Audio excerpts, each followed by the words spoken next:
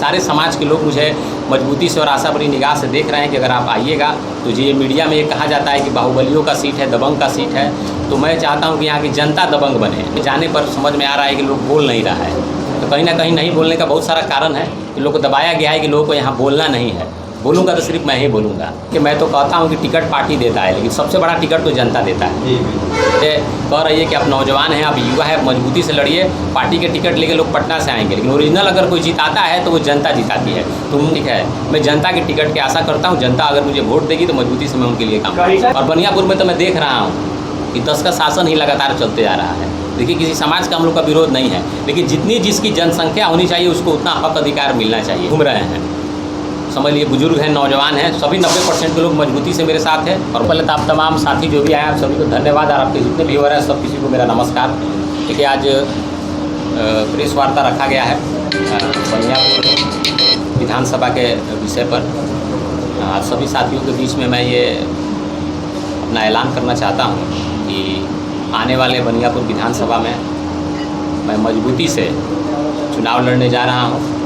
और मुख्य यही चीज़ है कि आपके बुलाने का मकसद यही था कि मैं ऐलान करना चाहता हूँ कि बनियापुर विधानसभा से मैं चुनाव लड़ने जा रहा हूँ। लगातार आप क्षेत्र भ्रमण कर रहे हैं, लगातार युवाओं का काफ़ी ज़्यादा समर्थन भी आपको मिल रहा है। जहाँ जा रहे हैं सैकड़ों की संख्या में युवा आपका समर्थन कर रहे हैं, बुजुर्गों से मिल रहे हैं। लोगों से जब मिल रहे हैं तो क्या रिस्पॉन्स लोगों का है, क्या प्रेम भाव आपके प्रति है लोगों का? देखिए, अभी तक मैं विभिन्न पंचायतों का दौरा कर चुका हूँ, जिसमें साहुद्दीन भीटी पंचायत हो, पिंडरा हो, हरपुर करा हो, जजौली हो, दुर्गौली हो, इन तमाम पंचायतों में मैं घूम रहा हूँ। और मैं जा रहा हूँ तो लोग आशा भरी नज़र से हम लोग को लोग देख रहे हैं। लोग कह रहे हैं कि बनियापुर के लोग कहीं ना कहीं दबे हुए हैं। मुझे समझ में नहीं आ रहा है कि कैसे और किन से दबे हुए हैं। मैं यही देखने के लिए बनियापुर में आया हुआ हूँ।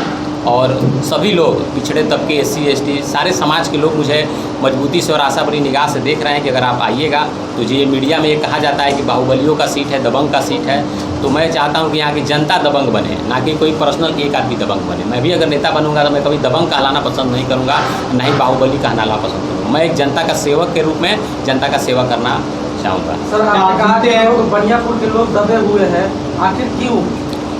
इसका जिम्मेवारी कौन है? देखिए, बनियापुर में जब मैं घूम रहा हूँ, ये तो आपको भी मालूम है किससे दबे हुए हैं। मुझे पर्सनल किसी पर कोई बात नहीं कहना है, लेकिन गांव में जाने पर समझ में आ रहा है कि लोग बोल नहीं रहा है। तो कहीं ना कहीं नहीं बोलने का बहुत सारा कारण है कि लोग को दबाया गया है कि लोगों को यहाँ बोलना नहीं है। बोलूँगा तो सिर्फ मैं ही बोलूँगा, ऐसा लग रहा है मुझे। कुछ लोग हैं, लेकिन चलिए, हमको उससे राजनीति मुझे किसी पर करना नहीं है। मैं सिर्फ यहाँ पे जनता का जो भी मुद्दा होगा, गांव-गांव में घूम रहा हूँ। शिक्षा, स्वास्थ्य, रोजगार तो यहाँ मुद्दा है ही, लेकिन और भी गांव-गांव में जो भी लोकल मुद्दा होगा वही मैनिफेस्टो में आप सभी के बीच में मैं लाऊंगा और उसी पे मैं चुनाव लड़ूंगा। बहुत बड़ी समस्या है, लोकल में आप घूम रहे हैं, यहाँ लोकल स्थानीय तौर पर क्या क्या समस्या है क्योंकि ग्रामीण क्षेत्र है? देखिए, स्थानीय समस्या तो सड़क का समस्या है। सबसे पहले तो आप बनियापुर चले जाइएगा कि बनियापुर से जो परसा की तरफ जा रहा है, तो वहाँ आप जाइएगा तो देखिएगा कि आप छोटे गाड़ी और मोटरसाइकिल से आप चल नहीं सकते हैं। अगर अपने परिवार को ले जा रहे हैं तो मोटरसाइकिल कहीं ना कहीं इतना गड्ढा है कि आप उसमें गिर जाइएगा। अभी चुनाव आ रहा है तो मैं सुना हूँ कि उसका टेंडर हुआ है, और अभी तक उसी तरह तमाम बहुत सारे ऐसी सड़कें हैं। और स्वास्थ्य पर देखिए, अगर आप जाते हैं मामूली सा इलाज कराने के लिए तो सीधे आपको रेफर, हड्डी अगर भी टूट गया है आपका तो मात्र आपको सीधे रेफर कर दिया जाएगा कि आप पटना PMCH में जाइए। तो स्वास्थ्य और रोजगार में मैं जब गांव-गांव घूम रहा हूं तो मैं देख रहा हूं कि तमाम जो भी पिछड़े तबके के खासकर जो युवा हैं वो बाहर कमाने के लिए मजबूर हैं। अगर यहाँ लोग जीते हैं उनके वोट पर तो कहीं ना कहीं उनको भी जगह, हर जी ठेकेदारी हो गया, या बहुत सारे ऐसे जगह हैं जहाँ के यहाँ के लोग दे सकते हैं, जो भी विधायक हैं या सांसद हैं, लेकिन नहीं देने के कारण मजबूरी में लोग बाहर जा रहे हैं। तो मैं तमाम पिछड़ों की आवाज़ बनने आया हूं और मैं चाहता हूं कि अगर जनसंख्या के हिसाब से अगर हम लोग वोट दे रहे हैं तो जनसंख्या के हिसाब से हर हक अधिकार हमें यही चाहिए, हम लोग बाहर कहीं नहीं जाएंगे। कौन सी पार्टी से आप उम्मीदवार होंगे सर? कौन से पार्टी से आप उम्मीदवार होंगे सर? देखिए, ये तो अभी आगे चल के आप लोगों को मालूम चलेगा। सर, पलायन बहुत बड़ी समस्या है, क्योंकि यहाँ पर जो भी लोग हैं, गांव में जाइएगा तो 18 साल 20 साल के बाद में लोग नौजवान नहीं मिलेंगे, अब बुजुर्ग लोग और बच्चे ही गांव में दिखाई देते हैं। आखिर इस पलायन की समस्या से आप निदान कैसे पाएंगे? क्योंकि रोजगार के लिए लोग पलायन करते हैं, शिक्षा के लिए पलायन करते हैं, चिकित्सा के लिए पलायन करते हैं। देखिए, बात आपका सही है, सबसे बड़ा रोजगार है।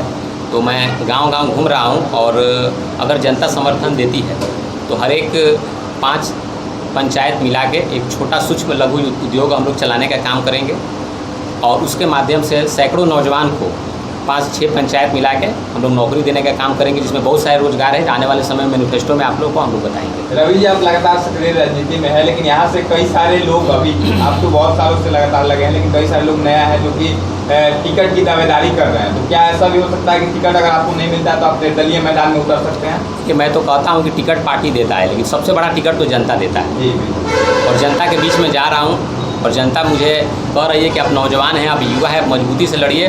पार्टी के टिकट लेके लोग पटना से आएंगे, लेकिन ओरिजिनल अगर कोई जिताता है तो वो जनता जिताती है। तो मुझे पार्टी के किसी टिकट पर विशेष झुकाव नहीं है, ठीक है। मैं जनता के टिकट की आशा करता हूँ। जनता अगर मुझे वोट देगी तो मजबूती से मैं उनके लिए काम करूँगा। सर, एक बात आपने पोस्टर के ऊपर लिखा है, 10 का शासन 90 पर नहीं चलेगा, नहीं चलेगा, इसका क्या मतलब है सर? देखिए, 100 में आज जगदेव बाबू का शहादत दिवस है। बिहार लेनिन अमर प्रसाद जगदेव प्रसाद कुशवाहा जी का अरवल जिले के कुर्था प्रखंड के कुरहारी ग्राम में 2 फरवरी 1922 का उनका जन्म हुआ था। और कुछ सामंतवादियों ने उन्हें 5 सितंबर 1974 को दिन दहाड़े गोली मार के हत्या कर दिया गया था। आज उनका शहादत दिवस है। तो मैं यही नारा उनका जो आप पूछ रहे हैं, वो नारा उनका लिखा हुआ है। और बनियापुर में तो मैं देख रहा हूँ कि 10 का शासन ही लगातार चलते जा रहा है। देखिए, किसी समाज का हम लोग का विरोध नहीं है, लेकिन जितनी जिसकी जनसंख्या होनी चाहिए उसको उतना हक अधिकार मिलना चाहिए। इसलिए मैंने नारा दिया है 100 में 90 शोषित हैं, 100 में 90 शोषित है, 90 भाग हमारा है। और धन धरती राजपाट में 90 भाग हमारा है। इसका लड़ाई बनियापुर में हम लोग मजबूती से लड़ेंगे। क्या 90% लोग हैं वो आपके साथ हैं?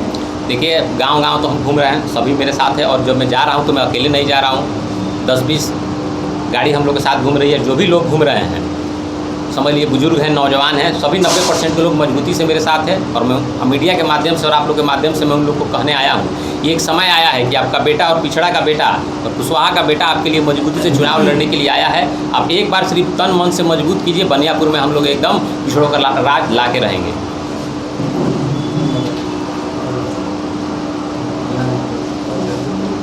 बहुत बहुत धन्यवाद। चलिए, आप सभी को बहुत बहुत धन्यवाद। रुकिएगा।